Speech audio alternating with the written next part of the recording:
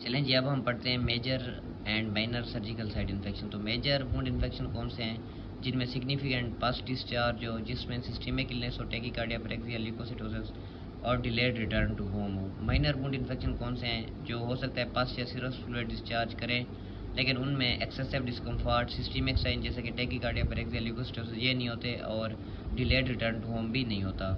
अब source of infection classification करें तो प्राइमरी इन्फेक्शन वो होते हैं जो हमें कम्युनिटी से मिले, जो या हमारी बॉडी के अंदर से कोई मसला हो उस वजह से। और सेकेंडरी कौन से हैं जो हम ऑपरेशन थिएटर से एक्वायर्ड करते हैं, वार्ड से एक्वायर्ड करते हैं, यानी कि हॉस्पिटल से एक्वायर्ड करते हैं, या सर्जरी और उसके प्रोसीजर से एक्वायर करते हैं। अब सर्जिकल साइट इन्फेक्शन की रिकॉग्निशन कैसे करते हैं?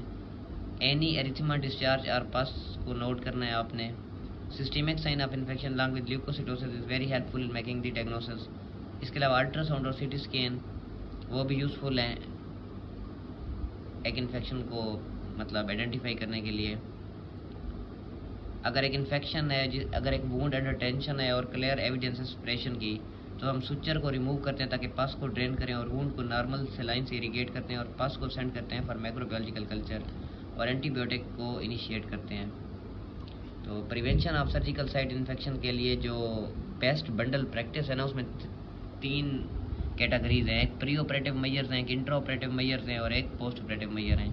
तो जो प्री ऑपरेटिव मेजर्स हैं ना, आपने ऑपरेशन से पहले कौन कौन सी मेजर्स करनी है सर्जिकल साइट इन्फेक्शन को प्रिवेंट करने के लिए? एक तो आपने जितने भी इन्फेक्शंस हैं ना सर्जिकल साइट से दूर, जितने भी बॉडी में, उन सब को आइडेंटिफाई और ट्रीट करना है। इसके अलावा पेशेंट को आपने शावर या बाथ कराना है एंटीसेप्टिक एजेंट से on at least night before operative day.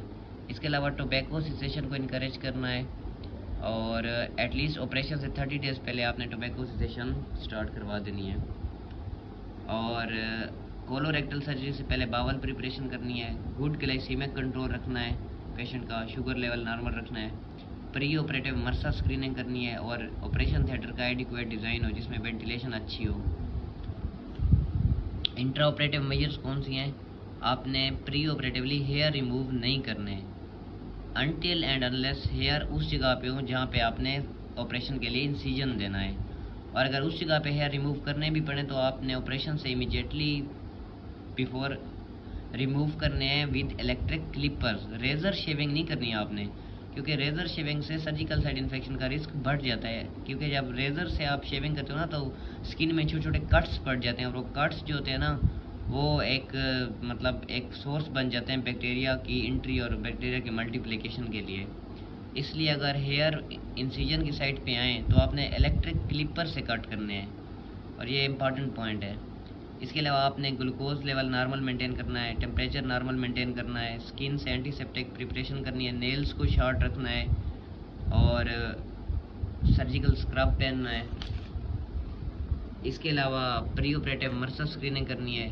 और ये बात एमसीक्यू के लिए बहुत इंपॉर्टेंट है कि प्रोफिलैक्टिक एंटीबायोटिक हम किस टाइम देते हैं? ये हम देते हैं at the time of induction of anaesthesia, या अगर प्रोलॉन्ग सर्जरी हो तो जो डोज रिपीट करनी पड़े जिसमें दूसरी, तो वो 6 घंटे के बाद फिर हम सेकेंड डोज देते हैं। इसके अलावा पर्सनल प्रोटेक्टिव इक्विपमेंट्स पहनना है, स्टीराइल गाउन, ग्लव्स पहनना है, surgical mask, skin preparation chlorhexidine से करनी है और ऑपरेशन थिएटर के डोर्स को क्लोज रखना है, सर्जिकल इंस्ट्रूमेंट्स को स्टेरिलाइज करना है और टिश्यूज़ को जेंटली हैंडल करना है, होम्योस्टेसिस को मेंटेन करना है, डीवाइटलाइज टिश्यू को मिनिमाइज़ करना है और फॉरेन बॉडीज़ को मिनिमाइज़ करना है और डेड स्पेस को इरेडिकेट करना है सर्जिकल साइट पे। अब पोस्ट ऑपरेटिव मेजर्स कौन सी हैं कि आपने post operative sterile dressing use करनी है और जो जितने भी ड्रेन्स और कैथीटर हैं उनको रिमूव करना है और पेशेंट की न्यूट्रिशन को इम्प्रूव करना है और स्मोकिंग को अवॉइड करना है। सो ये आपने खुद भी अच्छे से रीड कर लेने हैं।